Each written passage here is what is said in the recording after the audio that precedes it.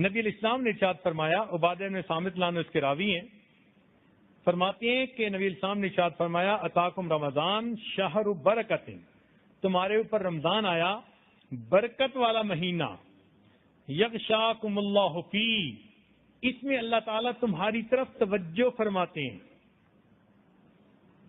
فینزل الرحمہ، تم پر رحمت نازل فرماتے ہیں، ویحط الخطایا، تمہارے گناہوں کو معاف فرماتے ہیں، ویستجیب فیہ الدعاء، اور تمہاری دعاؤں کو قبول فرماتے ہیں، ینظر اللہ تعالی الی تنافسکم، اور اس میں اللہ تعالیٰ تمہارے تنافس کو دیکھتے ہیں۔ تنافس کہتے ہیں کہ ایک دوسرے سے آگے بڑھنے کا شوق۔ مثلا ایک آدمی کہے کہ جی میں ایک پارہ پڑھتا ہوں، تو اس کا بھائی کہے کہ میں 2 پارے پڑھوں گا، بہن کہے میں 3 پارے پڑھوں گی، بیوی کہے میں 4 پارے پڑھوں گی۔ خیر کی نیت کے ساتھ اللہ کی رضا کے لیے آگے بڑھنا، اس کو تنافس کہتے ہیں۔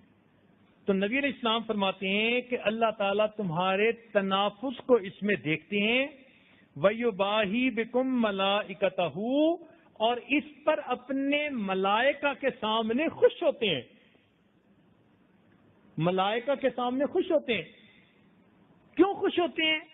اب ذرا یاد کیجئے، شیطان نے چونکہ قسم کھا کر کہا تھا نا، اے اللہ میں آپ کے بندوں کو بہکاؤں گا، ورغلاؤں گا اور نافرمان بناؤں گا، تو اللہ تعالیٰ نے اپنے محبوب کی امت کو بخشنے کے لیے ایک ترتیب بنا دی۔ اب اس ترتیب میں جو زیادہ کوشش کر رہا ہے تو اللہ تعالیٰ کو خوشی ہوتی ہے کہ میرا یہ بندہ اب شیطان سے جان چھڑا کر میرے بندوں میں شامل ہو رہا ہے، اور میں ان کو جنت جو ہے وہ عطا فرما رہا۔ تو اللہ تعالیٰ فرشتوں کے سامنے خوش ہوتے ہیں کہ دیکھا میرا بندہ کیسے کوشش کر رہا ہے۔